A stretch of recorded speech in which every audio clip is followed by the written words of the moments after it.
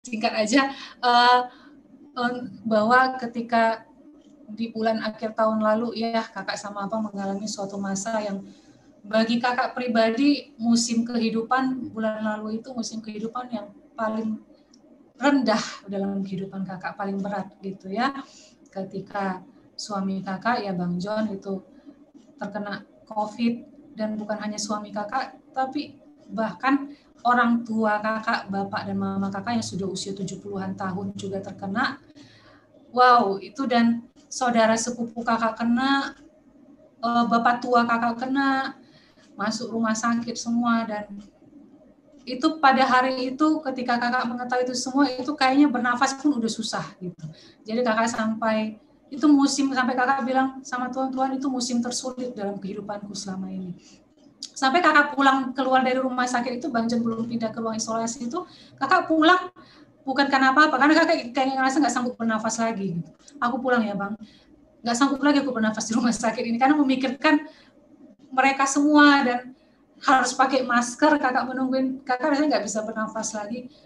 Kakak bilang sama Prof, saya pulang ya, kalau suami saya mau dipindahkan ke ruang isolasi silakan, kakak tanda tangan. Even kakak tanda tangan pernyataan bahwa kalau suami Anda kemudian ya dipanggil Tuhan, itu kamu bersedia untuk tidak melihatnya sama sekali dan langsung dimakamkan gitu. Itu kakak harus tanda tanganin. Itu sendiri, tidak ada yang mendampingi, menemani, sambil kakak harus menelepon orang tua kakak kami beda kota ya, orang tua kakak di Pekanbaru, di Riau, menelepon orang tua kakak dipulangkan rumah sakit. Bayangkan orang tua udah positif dipulangkan rumah sakit, diare lagi. Terus itu kakak nelepon, nggak bisa, balik sekarang juga, nggak ada cerita balik sekarang. Memohon sama rumah sakit, bilang harus di opname, harus diisolasi, jangan mau dipulangkan. Bapak kakak lebih baik merasa di rumah, nggak bisa, harus diinfus, harus, pokoknya kakak ngotot gitu. Balik ke rumah sakit, padahal sudah di rumah orang tua, balik. Kakak takut tidak bisa merawat sendiri nanti di rumah, salah-salah bahaya karena sudah umur 70 tahun. Ya itu musim terendah lah, masa terendah dalam hidup kakak. Kakak masih ingat kakak pulang dan kakak pun harus isolasi ya 2 minggu di rumah sendiri. Itu nggak terbayangkan gitu. Kakak pulang itu nyetir sendiri, jam 9 malam itu kakak masih ingat, dari rumah sakit menuju ke rumah. Melihat pun kakak udah susah itu karena nangis sepanjang jalan. Melihat udah kabur, melihat jalan udah kabur. Tapi satu suara dalam hati kakak bilang seperti ini gitu. Kakak bilang, Tuhan gimana aku bisa hidup kayak gini? 14 hari aku harus isolasi, terus aku harus mengurus suamiku gimana? Aku, orang tua aku di sana gimana gitu kan? Gimana aku bisa hidup di rumah, jangan-jangan di rumah aku nanti aku sesak napas dan kayaknya nggak sanggup gitu loh. Dan tapi sepanjang kakak menangis di mobil itu, mata kakak buram tapi penglihatan kakak jelas, kakak bisa melihat kendaraan itu jelas sekali gitu, nggak tahu kenapa, padahal buram, sebenarnya kacamata pun udah buram karena nangis gitu ya. Tapi dalam hati kakak itu seperti ada suara yang terus berulang-ulang berbicara sampai kakak berhenti menangis dan memarkirkan mobil dengan tenang di depan rumah itu gitu. Satu suara itu bilang seperti itu, seperti ini, bahwa aku akan bersamamu selama 14 hari itu, aku akan bersamamu, aku ada di situ, aku itu terus dalam hati kakak berbicara, aku bersamamu, aku memang mau bicara denganmu selama 14 hari itu. Kakak nggak kebayang, Tuhan gimana aku 14 hari berdiam diri di rumah, aku mau bicara sesuatu denganmu. Sehingga bisa akhirnya bernafas dengan tenang dan sampai di rumah dengan selamat ya. Dan ya singkat cerita, akhirnya ya puji Tuhan ada 2 orang adik yang menemani di rumah, kakak di lantai 2, mereka di lantai 1, dan menjalani 14 hari itu bukan masa yang mudah ya, di karantina di atas, dan menjalani dari matahari terbit sampai matahari terbenam itu di kamar. Kalau mau ngomong sama mereka itu kakak harus pakai masker, walaupun kondisi kakak waktu itu fine ya, sehat aja, tapi tetap untuk jaga-jaga.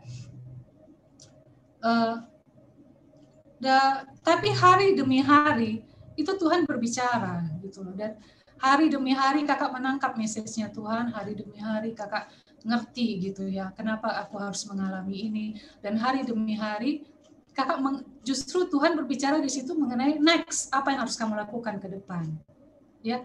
Jadi bukan perkataan-perkataan yang sabar ya Reni, tenang, enggak. ya kakak dapatkan juga justru message-message mengenai apa yang akan harus kamu lakukan di tahun 2021. Masa berdiam diri, masa untuk duduk hanya di kaki Tuhan aja mendengar apa maunya Tuhan. Dan Bang John juga mengalami masa itu ya, mendapatkan banyak hal selama di rumah sakit sampai hari-hari terakhir. Tuhan, apalagi yang Tuhan mau sampaikan? Mungkin Bang John udah banyak sampaikan juga kepada rekan-rekan semua. Dan secara khusus juga cerita Bang John cerita sama kakak, itu kakak sampai di hati kakak setiap kali Bang John ngomong, oh iya betul, ini harus kita kerjakan. Karena dalam setiap musim itu ada pesan Tuhan, ada yang Tuhan mau untuk kita kerjakan. Ya. Dan even dalam musim sekarang pun, jadi sekarang gimana Kak? Udah agak tenang dong Kakak, musim hidup Kakak, karena sudah oke, Bang John udah sehat, orang tua Kakak puji Tuhan, itu mujizat Tuhan, orang tua Kakak sehat, sembuh pulang, itu sampai dokternya manggil orang tua Kakak itu bos, karena salut, karena bisa bertahan, sehat, ya, karena teman-teman sekamarnya dipanggil Tuhan, ya, teman-teman sekamar dari orang tua Kakak, itu. Jadi, sekarang apa yang Kakak alamin sama Abang? Kami mengalami sekarang yang namanya musim yang baru, yang kami dijauhin banyak orang gitu, karena banyak orang ketakutan kepada penyintas, kepada mantan COVID. Banyak yang ketakutan, melihat pun takut, apalagi mendekati gitu ya, dikunjungin pun ke rumah semua jauh-jauh dan bermasker. Begitu keluar dari rumah kami langsung semua lepas masker, ngobrol bebas apa segala macam, tapi ngelihat kami tuh kayak ketakutan. Di situ kakak sedih juga gitu ya. Aduh Tuhan, sedih kali rasanya rupanya dijauhin orang ya. Sedih kali rupanya ketika orang melihatmu seperti melihat penyakit gitu loh. Padahal kita sudah sehat gitu ya. Itulah karena adanya image-image paradigma yang masih harus diluruskan di masyarakat. Tapi even dalam musim seperti itu pun, musim dijauhin orang seperti itu pun, ada message Tuhan yang kakak dapat, ada message Tuhan kakak tangkap, bahwa ketika kakak membaca kisah-kisah Daud, kakak membaca kisah Ayub, kakak membaca kisah-kisah di Alkitab, ketika kakak baca Mazmur, ketika Daud mengatakan bahwa orang-orang memandang jijik kepadaku, orang-orang menjauhi aku, orang-orang tidak mau mendekat, bahkan sahabatku menjauh, itu semua perkataan Mazmur, message Tuhan itu banyak yang selama ini seperti kurang masuk, itu masuk semua karena kita alami sendiri. Dan itu juga disampaikan oleh Bang Hendrik Kamesa bahwa coba baca dalam kondisimu sekarang, coba baca Alkitab. Dalam kondisimu sekarang ketika kamu baca Alkitab, itu remamu akan berbeda. Karena seperti kakak sama Abang seperti mengalami sendiri semua yang dialami, walaupun bukan semua ya, tapi seperti mengerti, menangkap dan mengalami sendiri perkataan-perkataan di Mazmur ya, doa pada malam hari, doa pada waktu sakit payah, itu seperti mengalami sendiri. Masuk semua sampai ke hati yang paling dalam, jadi semakin memahami kondisi Daud, kondisi Ayub saat itu. Ya, dan kakak bersyukur Tuhan itu baik. Tuhan itu selalu baik dan sangat baik. Jadi dalam setiap musim hidupmu, coba cari tahu apa kehendak Tuhan. Jangan berdiam diri, jangan mengurung diri di kamar saja, jangan hanya asik dengan dirimu sendiri. Cari tahu Tuhan, apa yang Tuhan mau. Jangan cari posisi nyaman, siap-siap Tuhan goncangkan nanti kenyamanan kita ya. Karena Tuhan punya rancangan yang lebih besar untuk memakai kita untuk keselamatan suatu bangsa dalam musim hidup kita yang baru ini. Oke.